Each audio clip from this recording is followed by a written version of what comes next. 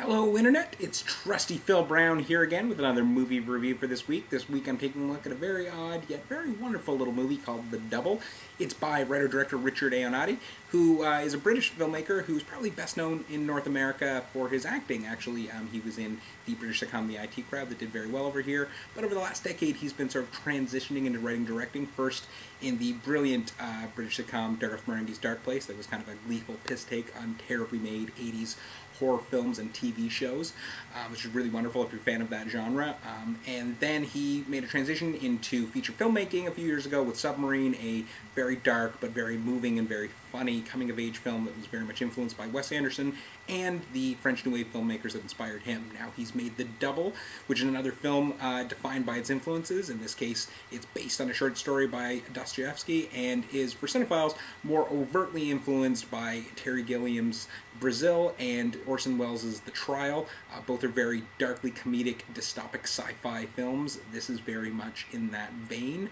It stars Jesse Eisenberg as a very meek, pathetic cog in a Orwellian sci-fi machine.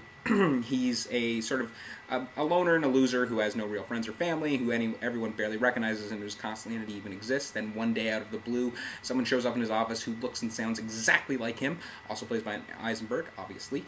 The only difference is his personality, which could not be more opposite. He's very brash, very sarcastic, very confident, very successful with the ladies, and has many friends.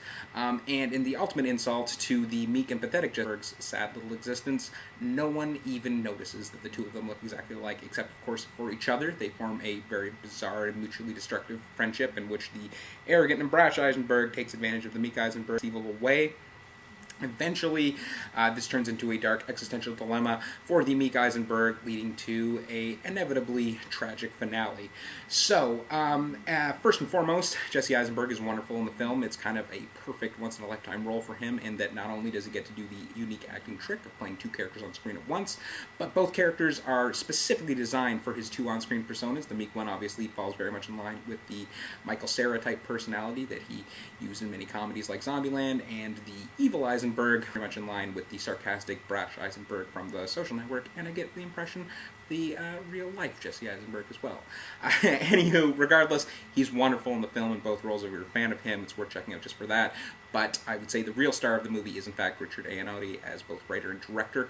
He does a wonderful job of creating a film that is both very challenging, very deep, very philosophical, filled with wonderful ideas, but is also incredibly entertaining and funny at all times. It's filled with wonderful character actors, both British and American, supporting roles like Chris Morris. It's a very entertaining bit of work, but also a very challenging and thoughtful one. To be able to do both at once is not easy, but he makes it look very easy here.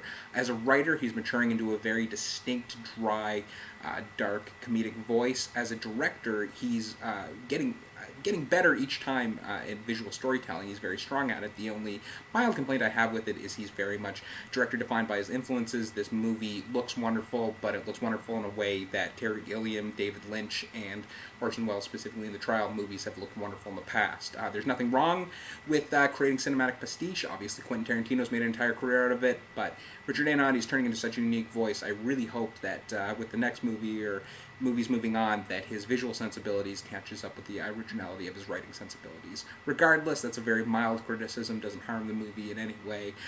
It is, of course, worth noting that this is a movie that appeals to three very niche audiences. Number one, people who enjoy philosophical and existential European art films. Number two, people who enjoy very dry, dark British comedies. And number three, people who enjoy very dark, dystopic science fiction movies. Those are three small audiences. To appreciate this, you kind of have to fall into at least two of those three quadrants. So it's a very much a niche movie, but for those who appreciate that type of filmmaking, it's a wonderful bit of work that you'll love and probably come back to many times in the future. So I highly recommend it. This has been Phil Brown, who loves The Double, signing off for RealTomErns.com.